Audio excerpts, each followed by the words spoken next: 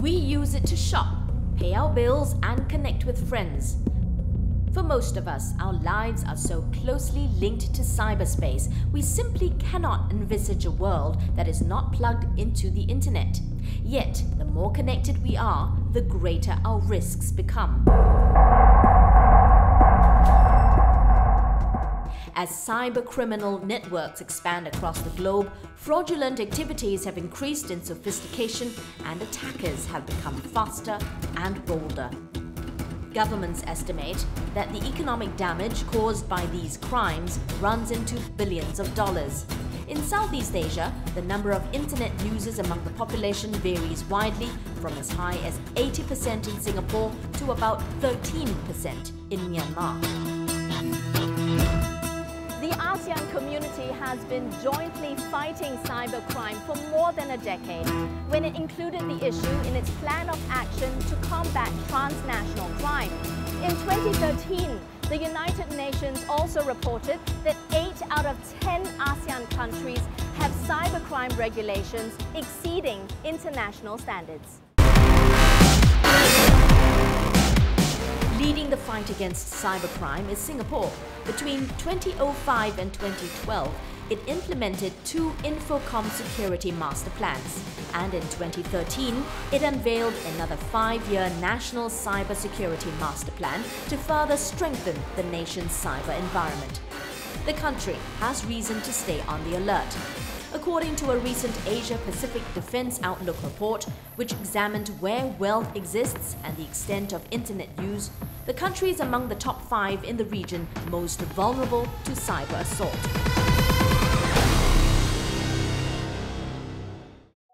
Singapore's Cybersecurity Agency, or CSA, has also found at least 16 waves of attack on government systems, and these were just by organized groups.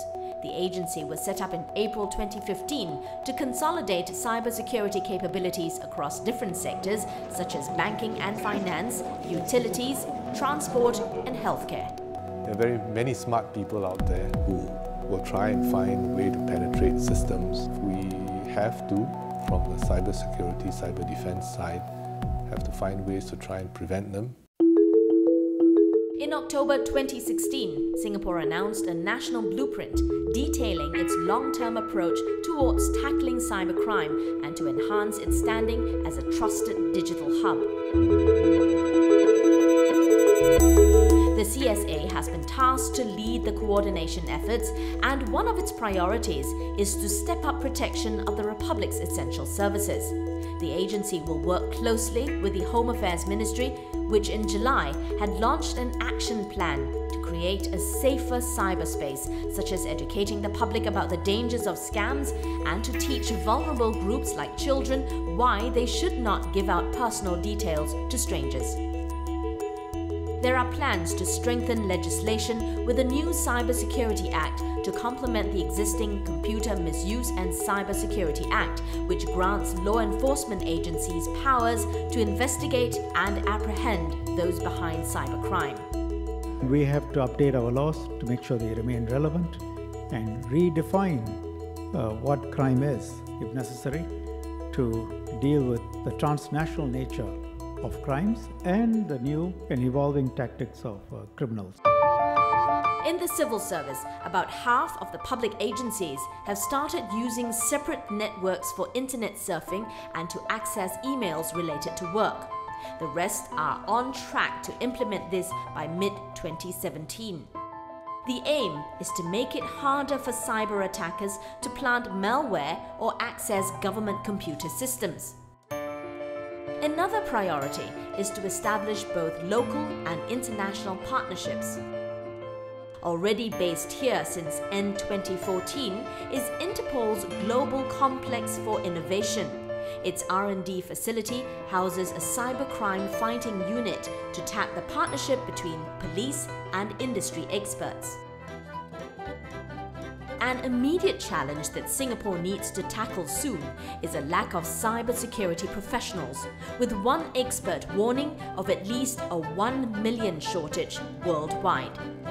Singapore estimates it needs an additional 1,000 specialists by 2017, and by 2021, the demand could hit nearly 10,000. To meet the growing manpower needs of this industry, educational institutions and companies are stepping up their efforts.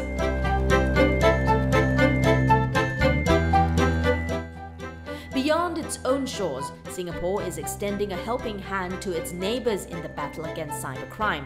It will fund a $7.2 million ASEAN Cyber Capacity Program, also known as ACCP. This will be launched in April 2017, and over a 5-year period, the money will be used to pay for resources, expertise and training. In addition, Singapore is putting in nearly $1 million to sponsor the Cyber Green Initiative, a non-profit organization that helps countries explore the state of their cyber health and fix any problems. For a start, under the 3-year sponsorship, ASEAN members will be able to have Cyber Green prepare a report on their own country's status. Through this platform, the countries can also work together to secure a common ASEAN cyberspace. Over the past decade, global discussions on cyber norms have kicked off. Singapore is also keen to start dialogues with the ASEAN community to develop a set of regional cyber norms and behaviors that are relevant to this area's unique context and cultures. The country also believes that if ASEAN achieves consensus, agreement and cooperation with regards to its cybersecurity efforts, this will certainly pave the way for a safer and more secure cyberspace for all.